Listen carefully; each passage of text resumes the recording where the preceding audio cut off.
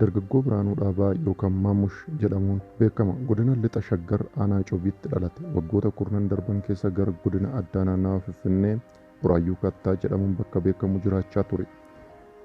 Halkan gaafa guyyaa 4/11/2022 akka lakkoofsa warra biyya alaatti roobii galgala naannoo Buraayyuu Kattaa bakkee addaa dhaaba hoolaatti gaditti daandiin koobilii gara Askootti ce'u irratti halkan keessaa tilmaama sa'aatii 4 Kattaa irraa gara Askootti osoo miilaan imalaa jiru akka waraabessi kaachaa dhufee jala bu'ee fi inni sanaan booda akka of wallaalee himata.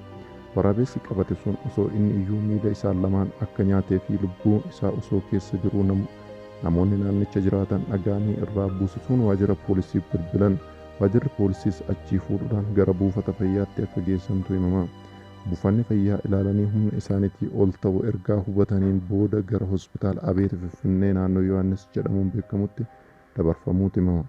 Hospitaala Abeetitti ergaa ilaalameen booda miila isaa lameen tajaajilaan rakka ta'ee fi irraa muramuun dirqama jedhamee lukti isaa lameenuu jilbaa gaditti irraa muramee jira. Haa ta'u garuu hanga ammaatti lubbuu fayyaa ta'uutu himama.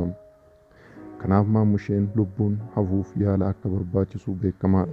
Haa ta'u garuu meenis ta'ee maatiin isaa qabeenya mucaa kana yaalchisanii ittiin fayyisuu dadhaban waan hin qabneef lammiin gaddi mucaa fi maatii kanaa isinitti dhaga'ame deeggarsa barbaachisu hanga humna keessanii akka gootaniif kabajaa waamicha kan isiniif dhiyeessine.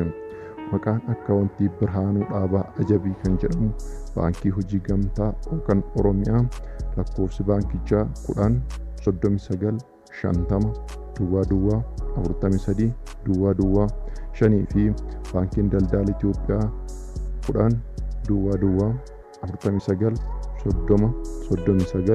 10-49-30-39-56 lakkoofsa akkaawuntii olitti hanga humna keessanii akka gargaartan isiniin jenna. Galatooma namni namaaf qoricha.